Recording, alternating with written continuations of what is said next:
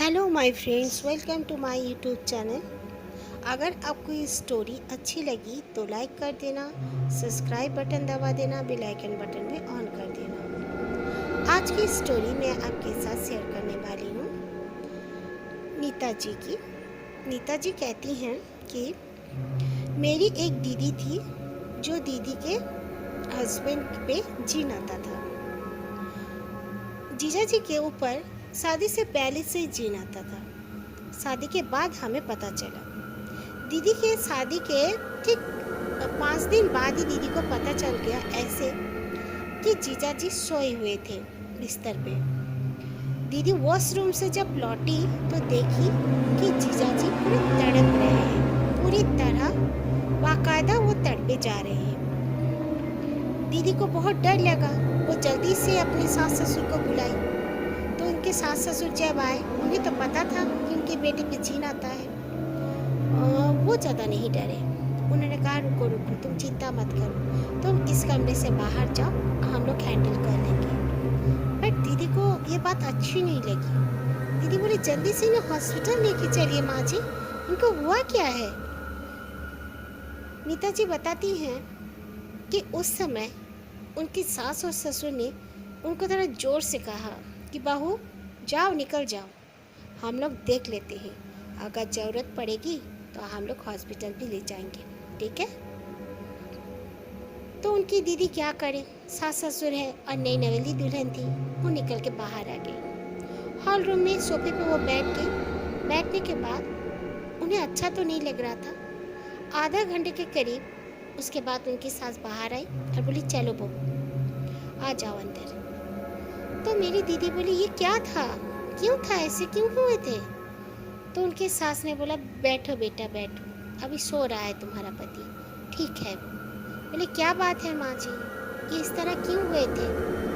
तो उन्होंने उनको सारी बात बताई। नीता जी ने कहा हमें कि उनका जो जीजा जी थे, उनका जीजा जी का बचपन में जब वो बहुत छोटे थे, 11 साल के करीब थे, एक बार अपने दोस्तों के साथ कहीं दूर खेलने चले गए थे साइकिल में करके।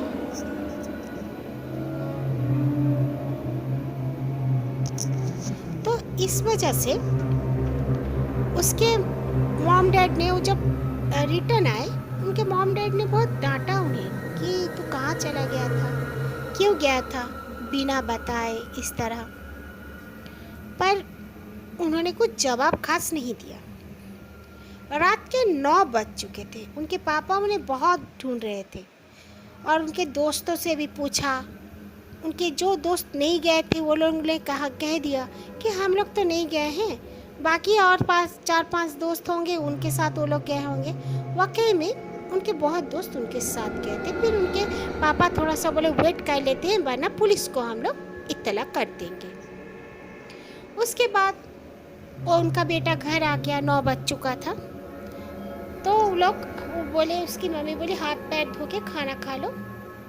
तो वो नेचुरली जीजा जी तब 11 साल के थे, वो 2 से 3 रोटी के ज़्यादा कभी खाते नहीं थे। दुबले पतले भी थे, ज़्यादा मोटे तगड़े भी नहीं थे जीजू बचपन में।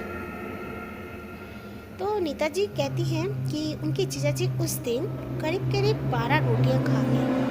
उनकी माँ ने कहा ये क्या, मुझे इतनी भूख लगी है कि तूने 12 रोटियां खा ली। पर उन्होंने कुछ जवाब नहीं दिया। वो दाल सब्जी रोटी सारा खा लिए। दाल भी उन्होंने बहुत बार मांगा, खाया, उसके बाद पानी पीकर वो सोने चले गए। उनके मम्मी पापा को डांट तो बहुत हुआ कि ये बच्चा इस तरह क्यों एटीट्यूड दिखा रहा है, ऐसे बिहेव कर रहा है, बट उन्होंने उतना नहीं सोचा। उसके बाद सुबह जब उनका बेटा उठा तब देखा कि उसके चाल ढाल में पूरी चेंज। उसकी मम्मी बोली चल बेटा 7:30 बज चुका है, जल्दी से तैयार हो जा, पापा तुझे स्कूल छोड़ के आएंगे। तो वो बोला पापा स्कूल क्यों छोड़ने जाएंगे, मैं खुद चला जाऊंगा। तो बोला तू खुद चला जाएगा, तू जाते जाते तो 2 घंटा हो जाएगा, पापा बाइक में छोड़ के आएंगे ना। नहीं नहीं नहीं, मैं खुद चला जाऊंगा। वो तैयार होके खुद चले गए। जो लड़का कभी चले नहीं मांगता था, वो चला गया। उसके बाद स्कूल से बाकायदा लौट आया, खाना खाया, सोया। शाम के समय में उनका हाथ पैर मुड़ने लगा। उनकी मम्मी आकर तो चीख रहे थे बहुत ही भयानक आवाज़ से। उनकी मम्मी आई, आने के बाद कहा कि क्या हो रहा है, जल्दी से उसके पापा को बुलाए। फिर डॉक्टर के पास गए। डॉक्टर के पास 3 दिन रहे पर डॉक्टर को कुछ समझ में नहीं आया। तो वहाँ का जो डॉक्टर थे उन्होंने कहा कि सामने में एक मस्जिद है, उस मस्जिद में देखो बहुत ही अच्छा एक मौलवी है, उन्हें बुला कर लाओ, मुझे लगता है उनका ही काम है ये। तो मेरे पापा बोले आप डॉक्टर हो के ये बात बोल रहे हैं सर? तो बोले देखिए इंसान है हम लोग भी, डॉक्टर हैं तो क्या हुआ, हम लोग भी इंसान हैं, हम लोग को भी बहुत कुछ दिखने को मिलता है। ऊपर का हवा जो चीज़ है ना होता है, जिन जो होता है ना हम भी मानते हैं। डॉक्टरेट कर लिए हैं तो क्या भगवान बन गए हैं? जी नहीं, जैसे भगवान है दुनिया में उसी तरह जिन भी है, शैतान भी है, आदम भी है, सब है। तो मेरे पापा जल्दी से मतलब मेरे जीजू के पापा जल्दी से गए, जाके मौलवी को बुला के लाए। मौलवी ने कहा हॉस्पिटल में तो कुछ काम नहीं हो सकता, आपके बेटे को घर ले चलो। घर लेके गए तो बाकायदा मौलवी को वो अटैक करने आए, मारने के लिए उसे हमला करने लगे।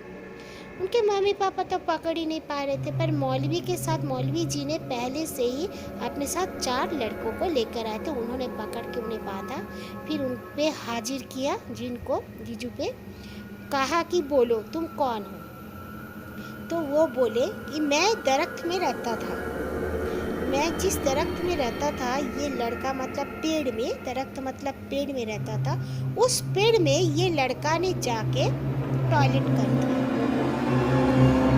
वो टॉयलेट करने की वजह से मैं तब कुछ अपना काम कर रहा था और उसने टॉयलेट कर दिया। मेरे पाक जगह में, मेरे साफ सुथरा जगह को इसने गंदा किया। मैं इसे नहीं छोड़ूंगा, मैं इसे मार डालूंगा। तो मौलवी ने कहा छोटा बच्चा है, और ये बच्चे को क्या पता था कोई भी ऐसा करता? बोलते नहीं, अगर उसको करना था तो वो कुछ और बोल के या जोर से कुछ ताली मार के कुछ करके करना चाहिए था। उसने मुझ पर ही टॉयलेट किया था, मैं नहीं छोड़ूंगा इसे, मैं इसे मार डालूंगा। तो उसके पापा मम्मी भी बहुत उसे गुजारिश करने लगी, मिन्नतें करने लगी। तो मौलवी जी ने कहा नहीं नहीं तुम ऐसा मत करो, छोड़ दो, उनका एक ही बेटा है, कुछ तो रहम करो। मौलवी जी ने फिर बोला अगर तू छोड़ेगा नहीं अच्छी बातों से तो मैं तुझे चला डालूंगा। तो बोले ठीक है, वो जिन बोला ठीक है मैं चला जाऊंगा। चला गया। उसके बाद उनकी ज़िंदगी जैसे नॉर्मल कटती रही, कोई प्रॉब्लम नहीं हुआ ज़िंदगी में। फिर अचानक से 24 साल की उम्र में उनको उसी तरह दौरे जैसा पड़ने लगे, चीन आने लगा, वो चीखने लगे, हाथ पैर मुड़ने लगा। फिर वो लोग वही जब मस्जिद में गए बोलने के लिए तो वो मौलवी जी वहाँ पर और नहीं थे, वो कहीं बाहर देश चले जा चुके थे। तो उनको भी दूसरा किसी मौलवी किसी अल्लाह वाले को ढूंढना था। इन्होंने बहुत ढूंढा, सबको आए, दम किया हुआ, पानी दिए, ताबीज़ दिए, लेकिन वो जिन को हटा नहीं पाए। जिन उन्हें मारता तो नहीं है बट उन्हें बहुत तकलीफ देता है। बाकी घर वालों को भी कुछ नहीं करता, बस चीखता है, चिल्लाता है और फिर सामान फेंकने लगता है। जब ऐसे उन पर जिन आता है तो भयानक लगते हैं, उनके आंखें उलट जाती हैं और उनकी आवाज़ जो है इतनी ज़ोर से उनकी आवाज़ है। नीता जी कहती हैं कि अगर वो कभी उनका जीजा जी का आवाज़ रिकॉर्ड कर पाएंगे तो वो भी हमारे साथ शेयर करना चाहेंगे कि उनका आवाज़ कैसा चेंज हो जाता है। थैंक यू नीता जी, आपने अपनी स्टोरी हमारे साथ शेयर किए। और लिसनर्स, आप लोग मेरी स्टोरी में कोई विज़िट करते हो बट ना लाइक देते हो, ना सब्सक्राइब करते हो, ना बेल आइकन बटन दबाते हो। आप लोग ऐसे क्यों कर रहे हो? Please support me. Okay, thank you.